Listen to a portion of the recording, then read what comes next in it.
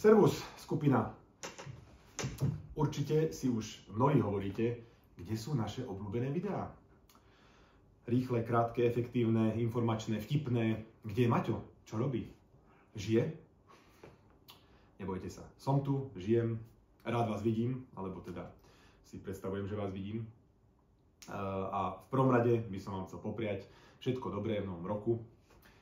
Hlavne teda tým, ktorých som nestretol, tak aspoň takouto formou, ešte stále január, tak ešte predpokladám, že sa to môže. Takže prajem vám veľa osobných a pracovných úspechov, veľa dokončených projektov, hlavne veľa zdravia, to je nakoniec najdôležitejšie.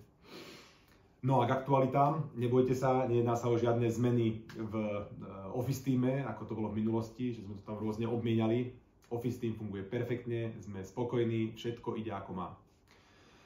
Ja som plánoval už dlhšie sa trochu viac venovať rodine a tým pádom zase trochu upozadiť moje pôsobenie vo firme. A ono už to nejakú dobu prebieha, a preto si myslím, že by to na vás nemalo mať nejaký zásadný dopad, ale je dobré veci aj oficiálne pomenovať.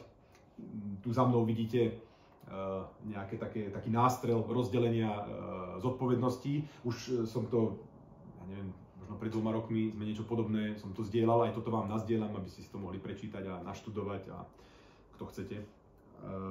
Ale to bolo, ešte tu bola Pavla, od tej doby sa veľa vecí zmenilo a trochu sme to prepracovali, hlavne teda chlapi si rozdelili čo najviac tých mojich vecí. A ako hovorím, de facto už to nejakú dobu tak funguje, ale pre poriadok je to tu.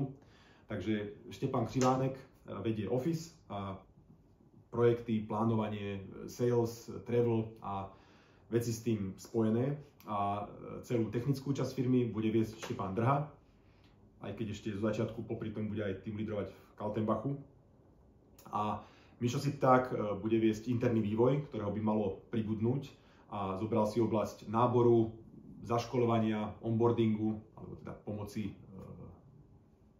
novým kolegom. Neznamená to samozrejme, že mňa už neuvidíte. Samozrejme, čas od času sa tu budem vyskytovať aj v office, alebo ako to bolo aj predtým aj na sajtoch. Možno toho bude trochu menej práve, aby som sa mohol viac venovať rodine. Myslím, že to máme dobre rozdelené a chlapi majú moju dôveru.